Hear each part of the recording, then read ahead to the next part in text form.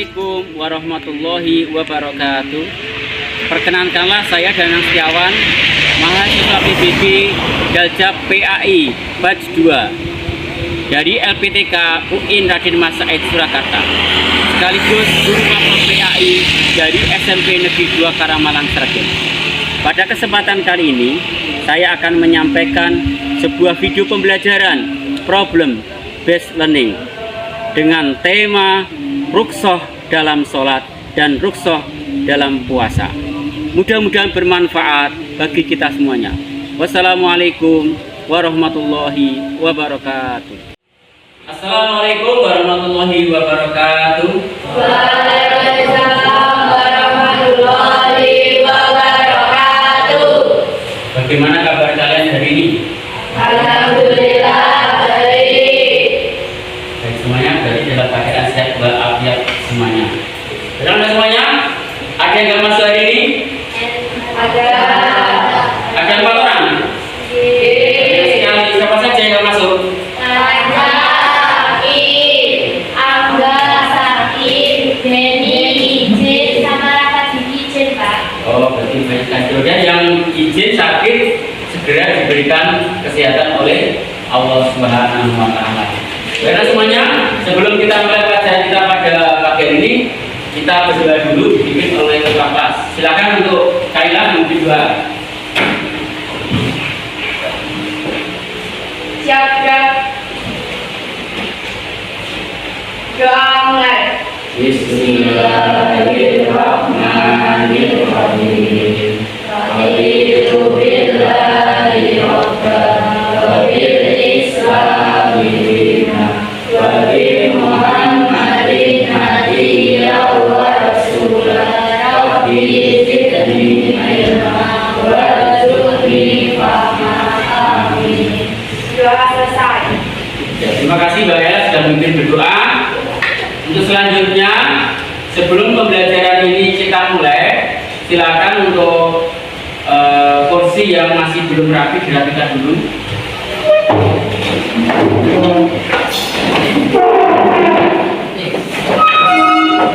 Ya, cukup. Terima kasih. Kursi meja sudah rapi semuanya, berarti kita sudah siap untuk memulai pelajaran pada pagi hari ini. Nah, untuk pembelajaran di minggu yang lalu, Pak Danang sudah menjelaskan yaitu materi tentang zikir dan sholat. Masih ingat, sholat itu yang kita kerjakan selama sehari semalam itu ada berapa rakaat? 17. Untuk sholatnya pertama dari subuh dulu. Berapa rakaat subuh? 2.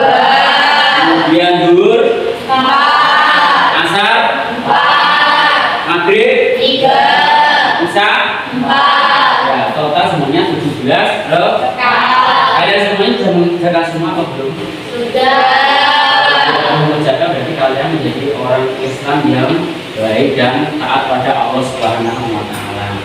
Nah, untuk selanjutnya setelah sholat itu kemarin sudah Pak sudah jelaskan, yaitu kita disunahkan untuk berzikir. Dan zikir itu minimal membaca Subhanallah, Alhamdulillah, Allahu Akbar masing-masing sebanyak 33 kali.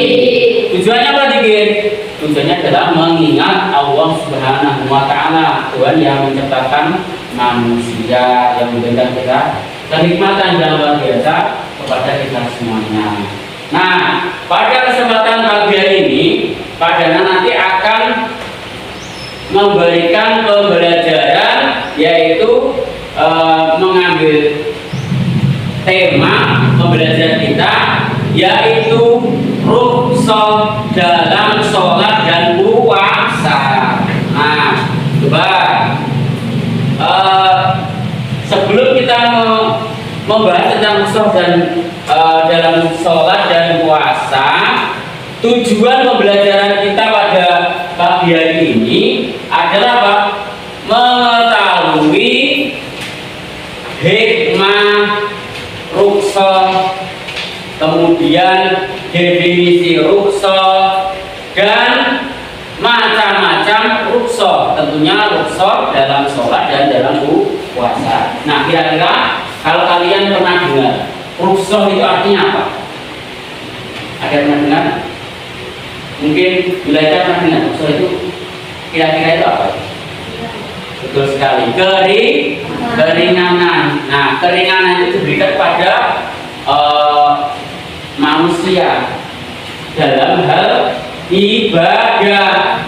Karena apa? Ada suatu kendala. Kendala itu apa saja, banyak sekali contohnya. Nah, sekarang saya tanya juga pada kalian semuanya. Ada yang pernah naik pesawat? 7 jari yang pernah naik pesawat? Pernah? Kemana, Mbak? Ke Sulawesi. Naik. Kira-kira kamu kalau naik pesawat itu sholatnya dikerjakan atau ditinggalkan? Dikerjakan. Nah, sholatnya di mana? Di pesawat ya. Jadi sholatnya kadang apa? Menggunakan isyarat ya, kadang duduk seperti itu ya. Wudunya bagaimana? Apa ya? Tayamum ya, betul sekali. Nah, itu di pesawat. Kemudian ada yang lain yang pernah naik bis 7 jari. Jadi semua sudah pernah naik ke semuanya ya? Ada yang pernah ke Bali? Pernah? Nah, ke Bali itu kan perjalanan yang jauh, maka kita boleh diberikan keringanan. Jadi bagaimana sholatnya diapakan? Dijama atau dikosor. Sholatnya bisa diringkas atau dikumpulkan. Misalkan dulu dengan asar, maghrib dengan isya. Kalau subuh tidak boleh dijama seperti itu. Nah, itu selanjutnya. Adakah di antara kalian yang pernah sakit? Pernah semuanya? Nah, kalau sakit biasanya sholatnya ditinggalkan atau tetap dikerjakan? Dikerjakan. Bagaimana sholatnya kalau pas sakit? Dengan bagaimana gerakannya?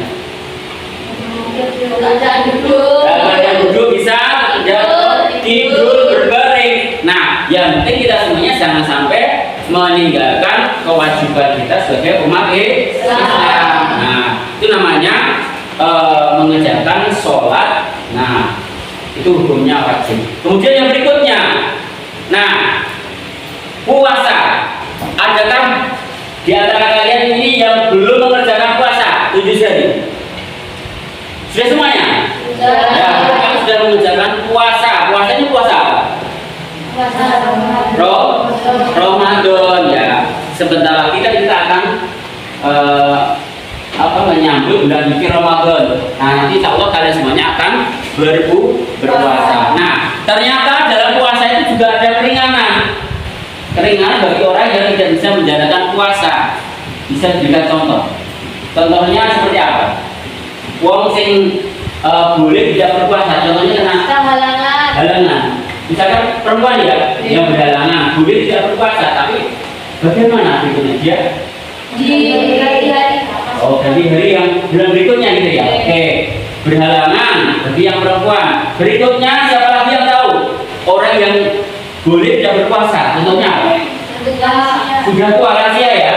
Ya, seperti umur yang 80 tahun ke atas sudah jumbo itu boleh tidak puasa. Bagaimana caranya? Membayar fidyah, memberikan makan pada fakir miskin. Nah, itu tentang keringanan orang puasa, dan yang lainnya masih banyak lagi. Nanti kalian bisa buka di buku paket kalian atau materi yang ada di modul. Nanti semuanya akan dijelaskan secara lengkap tentang macam-macam rukhsah, keringanan dalam sholat dan puasa. Nah, sekarang saya akan minta pada salah satu dari kalian membacakan ayat yang menjadi dalil dari keringanan dalam berpuasa dan sholat. Nah, silakan salah satu membaca. Mungkin Yulaika dibaca yang Quran surat Al-Baqarah ayat 286. Silakan dibaca, Mbak. Boleh maju tidak Bapak? Maju silakan. Ya. Yang keras ya, biar teman-teman kalian membaca.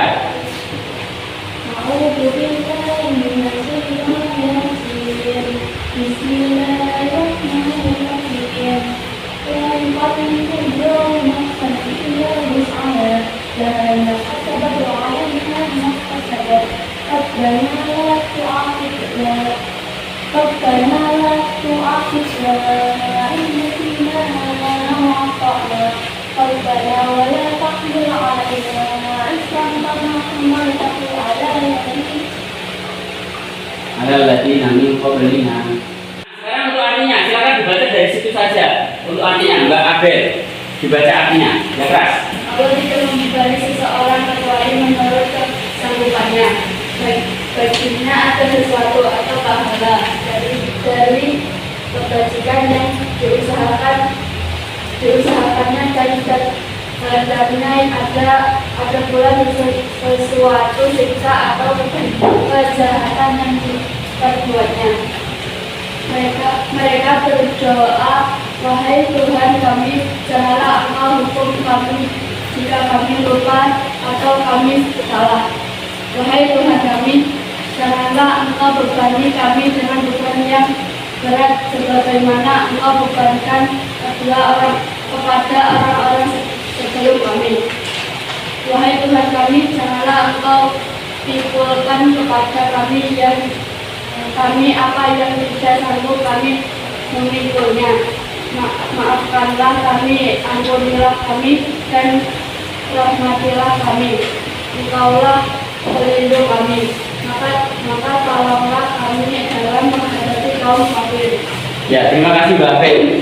Nah, yang dibaca oleh Mbak Abel tadi artinya adalah bagaimana Allah SWT memberikan keringanan bagi kita semuanya yang mengerjakan sholat. Jadi Allah itu tidak memberikan beban yang di luar kemampuan manusia. Jadi Allah memberikan keringanan ketika sholat, semisal sakit, misalkan bepergian, itu boleh diberikan keringanan. Kalau sakit boleh dengan duduk berbaring. Kalau bepergian nanti boleh dijama atau di kosong. Nah itu.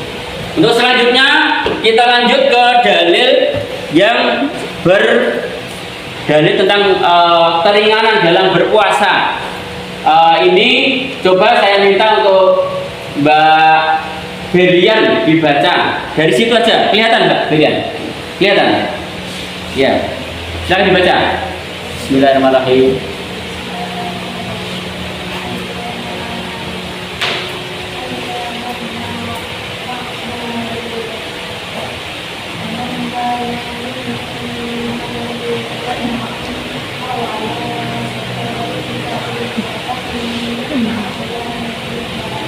Min ukhor.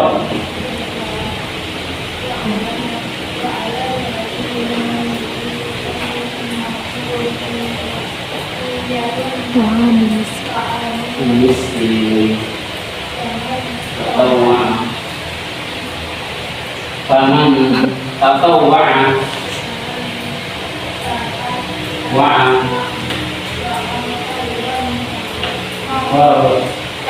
khairan fahuwa khairul lah wa an tasumu.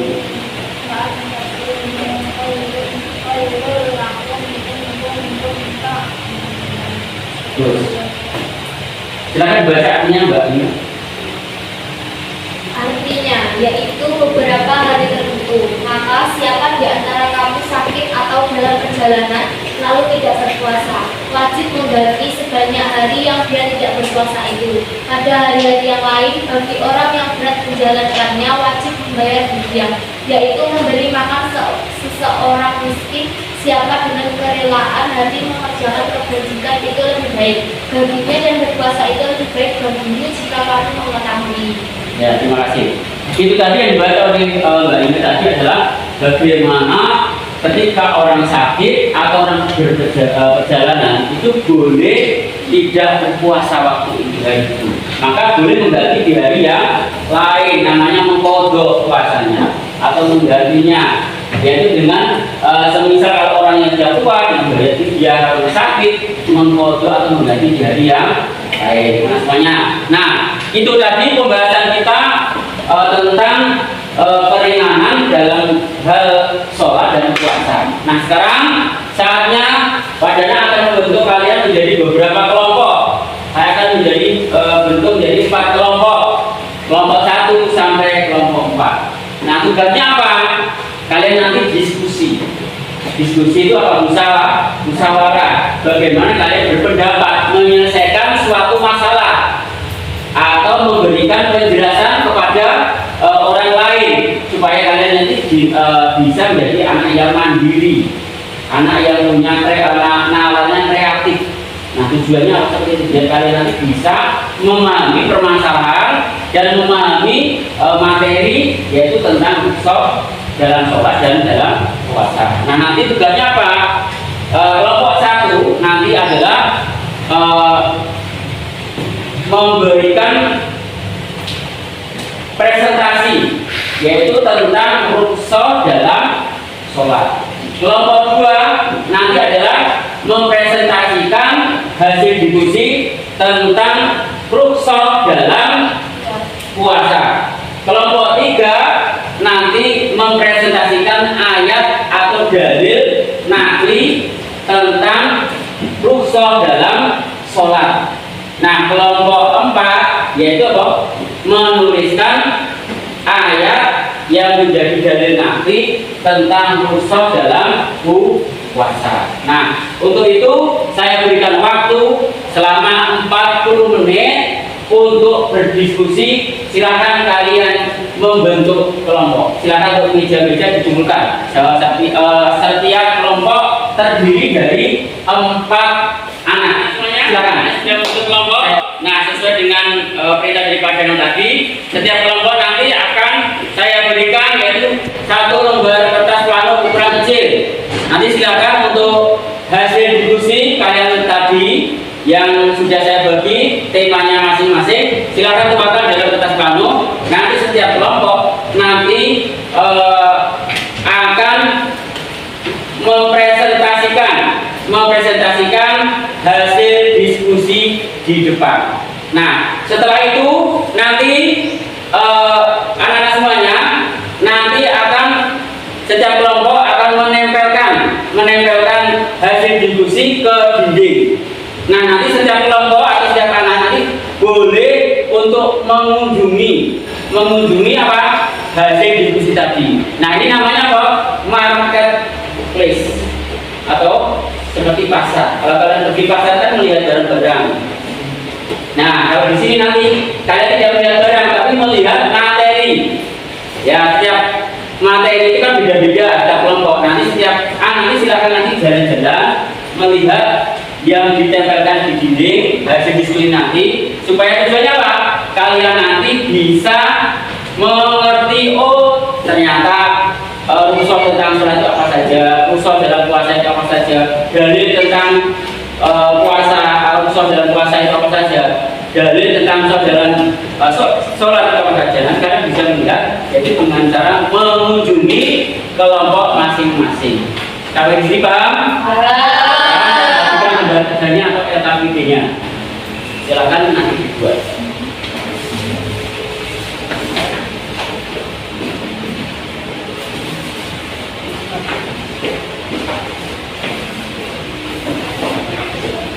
Silakan dikerjakan, waktunya 40 menit.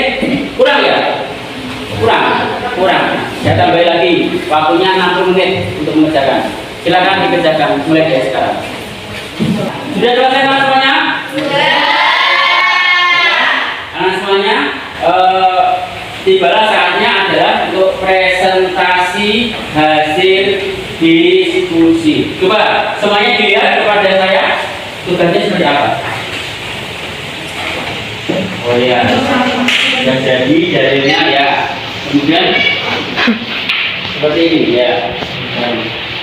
Ya. Jadi semuanya, baiklah. Kalau jadi, silakan untuk perwakilan 2 anak untuk menempelkan di dinding, menempelkan hasil diskusinya ke dinding untuk nanti bisa dilihat oleh kelompok lain atau setiap anak. Silakan. Cari tempat sendiri. Yang lain gini.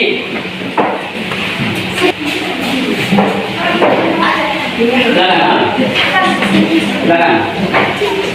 Tempatnya yang lain, yang beda. Dari empat sana beda-beda. Ya. Atas bawah. Oke.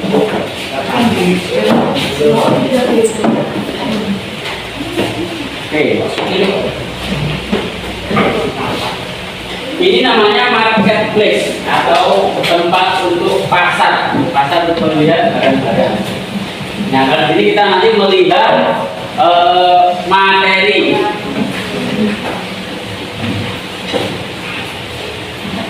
Mungkin diganti tempatnya yang lebih leluasa, ditempatkan mungkin yang sana aja. Jadi nanti dari sana. Ya, jadi ke sana aja.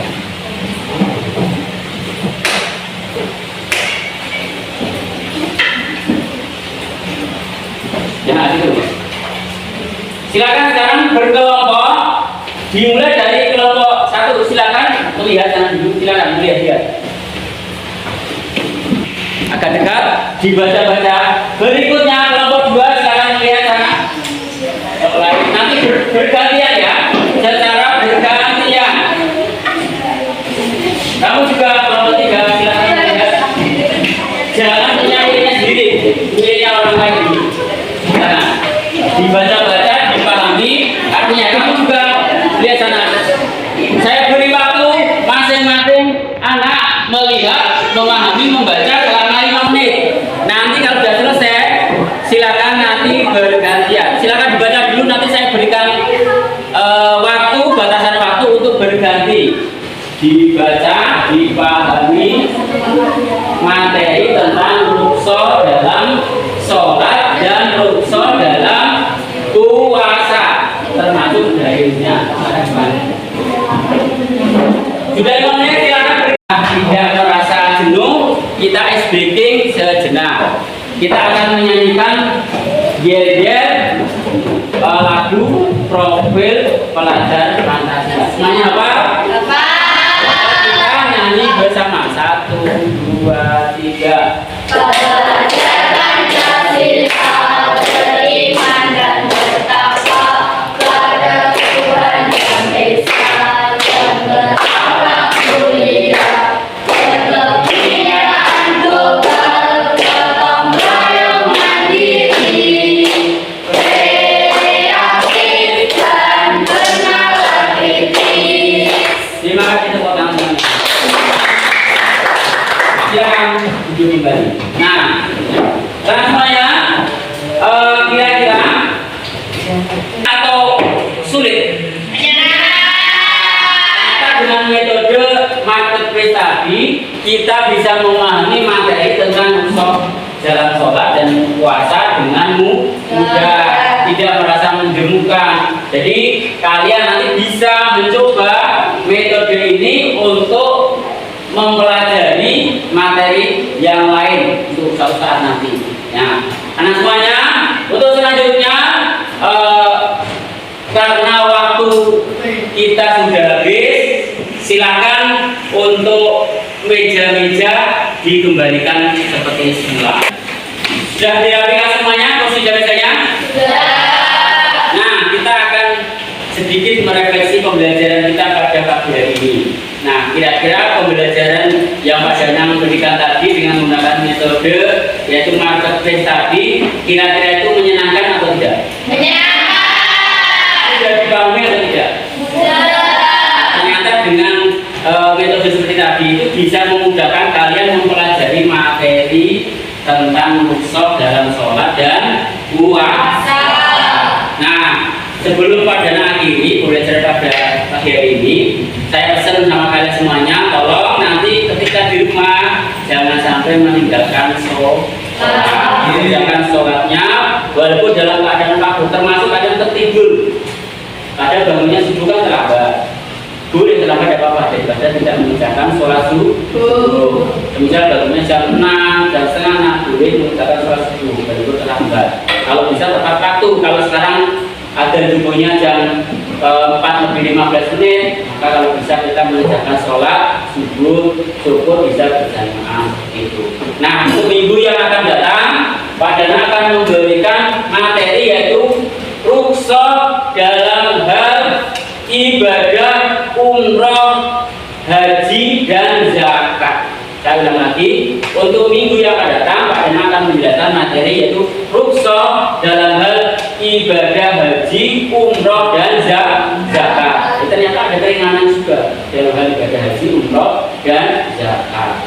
Nah, sampailah kita pada penghujung pertemuan karena waktu pembelajaran kita sudah habis. Marilah pertemuan pada pagi hari ini kita tutup dengan doa kifaratul majlis bersama-sama.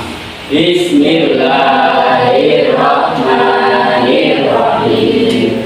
Subhanallahumma wa bihamdika asyhadu an la ilaha illa anta astaghfiruka wa atubu ilaik.